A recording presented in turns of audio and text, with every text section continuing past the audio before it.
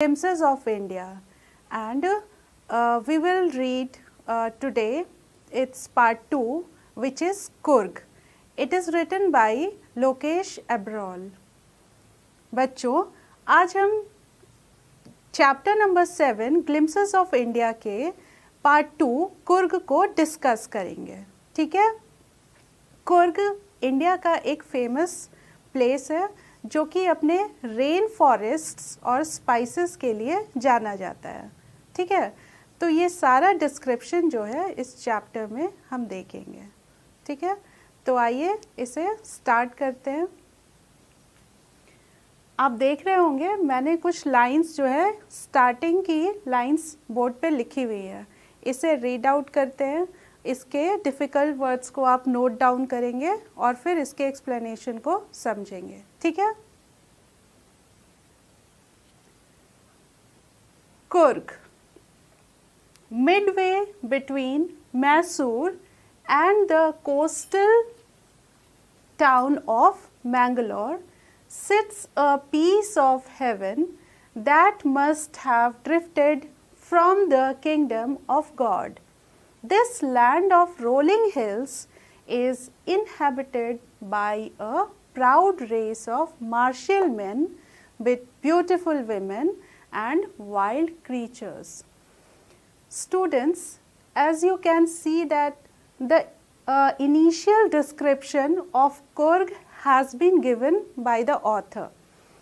यहाँ पे आप देख सकते हैं कि कुर्ग का इतना ब्यूटीफुल डिस्क्रिप्शन स्टार्टिंग में ही, बिगिनिंग में ही ऑथर लोकेश एब्रॉल ने दिया है।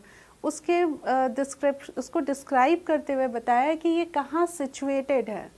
कहते हैं Midway between Mysore and the coastal town of Mangalore.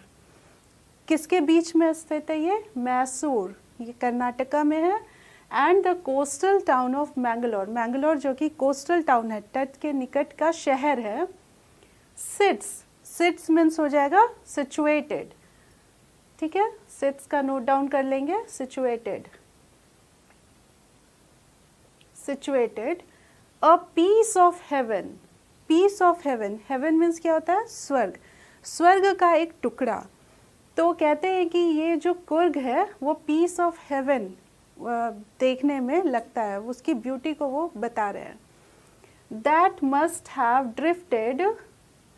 Drifted from phrase है जिसका मीनिंग है कि हवा के द्वारा उड़ाकर लाया गया। From the kingdom of God, भगवान के राज्य से, यानी जहाँ पे हमारा मानना है कि स्वर्ग एक ऐसी जगह है जहाँ पे बहुत आराम है, सुंदरता है। तो कहते हैं कि किंगडम ऑफ गॉड से इसे हवा के द्वारा उड़ाकर लाया गया है। कहते हैं this land of rolling hills. फिर कुर्ग को वो क्या कह के संबोधित कर रहे हैं? Land of rolling hills. Rolling hills में इस तरह की जैसे पहाड़ियाँ आपको दिखाई देंगी रोल करती हुई। ठीक है, वो पॉइंटेड नहीं होंगी, तो रोल करती हुई पहाड़ियाँ दिखाई देंगी। तो उस कुर्ग को उन्होंने कहा है land of rolling hills is inhabited, यहाँ निवास करते हैं, by a proud race of martial man. कौन सी प्रजाति यहाँ निवास करती है? रेस मीन्स हो जाएगा प्रजाति। ठीक है, तो प्राउड रेस कहा गया है क्यों? क्योंकि ये बड़े गौरवान्वित प्रजाति है। क्यों? क्योंकि ये वॉर में पार्टिसिपेट किया करते थे। यहाँ के लोग जो है लड़ाके किस्म के होते थे, वो युद्ध में भाग लेते थे, इसीलिए मार्शियल मैन उनको बताया गया है। यहाँ ये ज़मीन जो है ये योद्धाओं की भूमि है। ठीक है, योद्धा आप कह सकते हैं, मार्शियल मीन्स योद्धा। मेन कैसे हैं? योद्धा है। और वुमेन क्या है? ब्यूटीफुल है। एंड वाइल्ड क्रीचर्स, और यहाँ वैरायटी मिलेगी आपको। यहाँ वाइल्ड एनिमल्स या जीव जंतु जो है उनकी वैरायटीज़ मिलेंगी। इसीलिए कहते हैं कि ये जो कुर्ग है, ये प्रदेश कैसा है? पीस ऑफ हेवन है, लैंड ऑफ रोलिंग हिल्स है, मार्शियल मैन की भूमि है, ब्यूटीफुल वुमेन यहाँ हैं, और फिर वाइल्ड क्रीचर्स यहाँ पाए जाते हैं। यानी इस जो प्रदेश है इसकी ब्यूटी जो है नेचुरल है, ठीक है।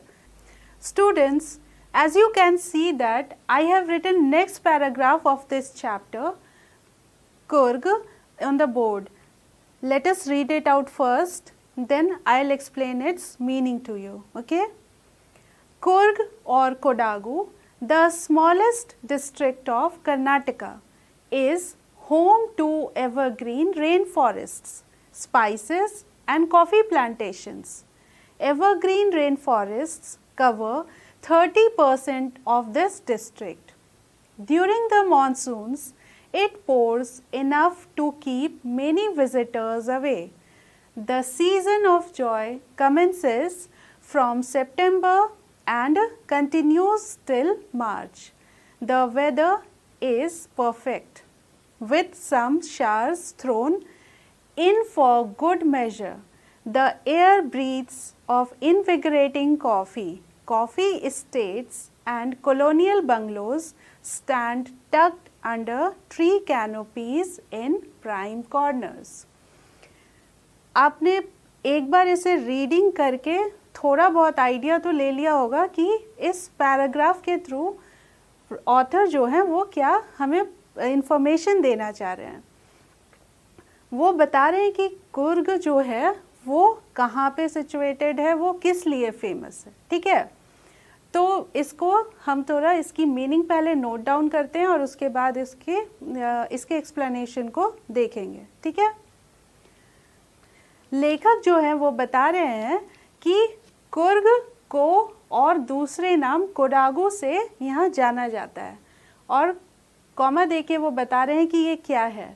The smallest district of Karnataka, Coorg जो है वो कुर्ग या कोडागू जो है वो कर्नाटका का छोटा सा ज़िला है, डिस्ट्रिक्ट है, और वो क्या है, is home to evergreen rain forests. यह फेमस है या यह जाना जाता है एवरग्रीन सदाबहार वर्षा वनों के लिए। एवरग्रीन यानी सदाबहार, रेन फॉरेस्ट्स वर्षा वन, ठीक है। और किस लिए जाना जाता है, स्पाइसेस मसाले के लिए, एंड कॉफ़ी प्लांटेशंस, और कॉफ़ी की खेती होती है। Evergreen rainforests cover 30% of this district. ये एक इंफॉर्मेशन है कि ये इस डिस्ट्रिक्ट का कितना परसेंट कवर करता है, यानी यहाँ 30% जो भूमि है वहाँ पे क्या है, एवरग्रीन रेन फॉरेस्ट हैं, यानी सदाहरित वर्षा वन है। फिर लेखक बता रहे हैं ड्यूरिंग द मानसून्स, मानसून के सीजन में, इट पोर्स, यहाँ वर्षा होती है काफ़ी, ठीक है। It pours enough to keep many visitors away, जो यहाँ सैलानी घूमने आते हैं, विजिटर्स क्या हो जाएंगे, सैलानी घूमने, टूरिस्ट्स। तो विजिटर्स जो घूमने आते हैं उनको मॉनसून सीजन में मॉनसून सीजन जो है वो दूर रखता है, मीन्स यहाँ पे मॉनसून के सीजन में विजिटर्स नहीं आते हैं कुर्ग को विजिट करने। द सीजन ऑफ जॉय, और घूमने का समय कब स्टार्ट होता है, season of Joy commences, commences means क्या लिखेंगे, बिगिन्स या स्टार्ट्स, ठीक है।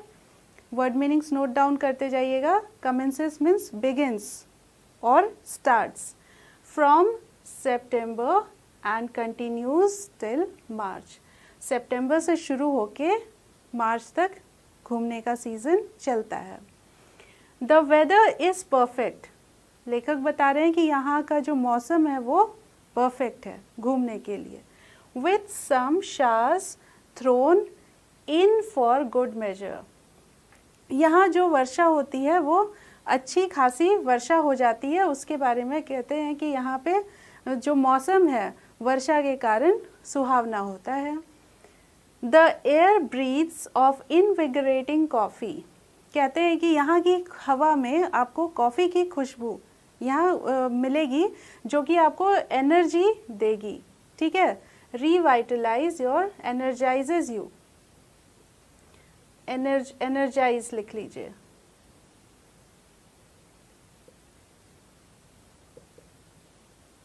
ठीक है। इनविगरेटिंग कॉफ़ी, कहते हैं the air breathes of invigorating coffee, यहाँ की हवा में जो कॉफ़ी की खुशबू मिलती है वो हमें एनर्जी देती है।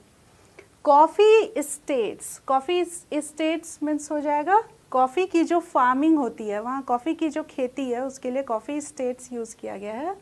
And colonial bungalows. अब कॉलोनियल बंगलोज से क्या समझेंगे?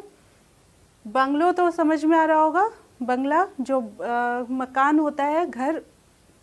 और कॉलोनियल जो ब्रिटिशर्स के टाइम में या फिर हम जब फ्री नहीं थे उस टाइम में, जब इंडिया कॉलोनी बनाई गई थी, उपनिवेश बनाया गया था, उस समय जो बंगले बनाए गए तो उसको क्या कहा जा रहा है यहाँ पे? Colonial bungalows.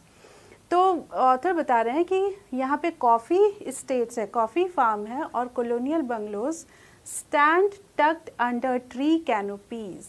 कैनोपीज होता है आच्छादन, यानी पेड़ का जो है उससे कवर किया गया है।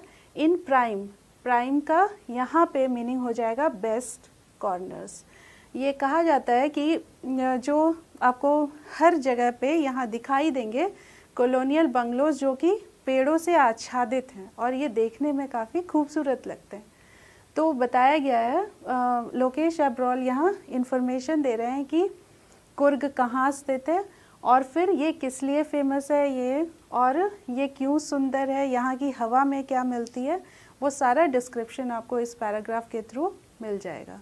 ठीक है dear students, let us read out next paragraph of this chapter, right? The fiercely independent people of Coorg are possibly of Greek or Arabic descent.